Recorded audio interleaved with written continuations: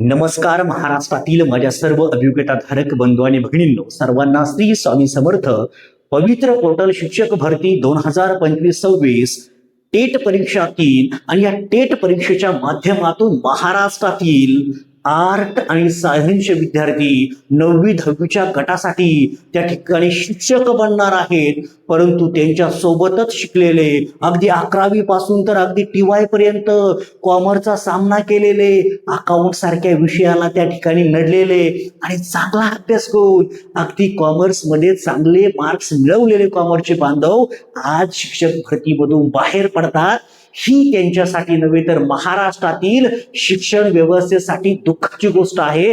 कारण की 11वी पासून त्यांनी अगदी BCom पर्यंत एवढा अभ्यास केला आणि आज त्यांचं शिक्षक भरतीमध्ये स्थान 0 आहे, 0.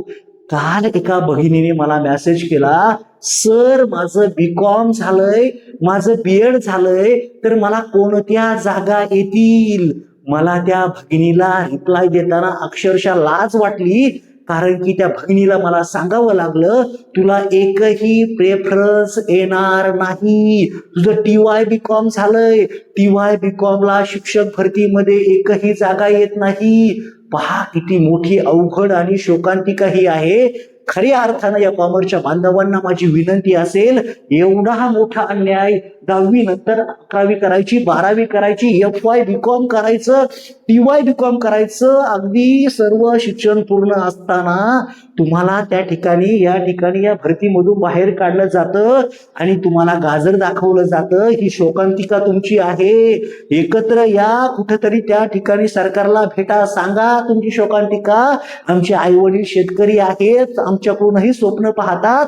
कालच आमचा मित्र जो आर्टला होता, आमचा मित्र सायन्सला होता, शिक्षक भरतीमधून 9 ते 10च्या गटासाठी त्यांची निवड झाली.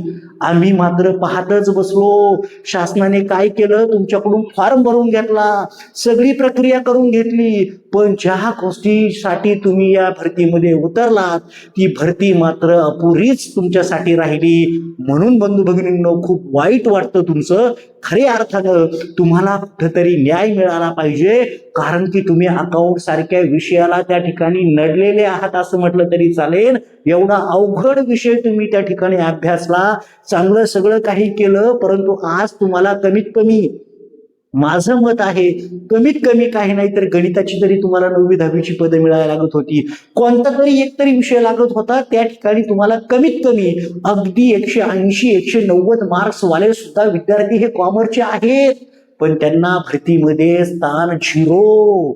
हीच का किंमत तुमची? आणि हीच किंमत तुमची वाढवण्यासाठी आम्ही नाही वाढवणार. ही किंमत तुमची तुम्ही वाढवायची आहे, शासनाकडे मागणी करायची आहे. आम्हाला सुद्धा न्याय हवाय. आम्ही एवढं शिकलोय ना, तुम्ही एकजूट करा, एकजूट या. तुम्हाला बिनधास्त कुठं ना कुठं तरी स्थान देतील आणि नक्कीच तुमचं स्वप्न या भरतीमधून पूर्ण होईल.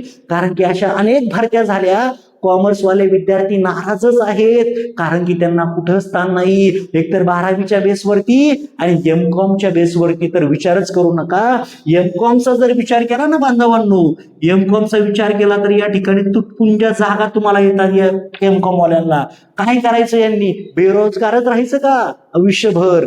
नाही ना राहू शकत ते, कारण की त्यांच्या जागाही कमी आणि त्यातले कॉम्पिटिशनही जास्त. होतं काय की 9वी-10वीला जागाच नाही. 9वी-10वीला जागा नाही म्हणजे 11वी-12वीचं कॉम्पिटिशन वाढणार, लक्षात घ्या.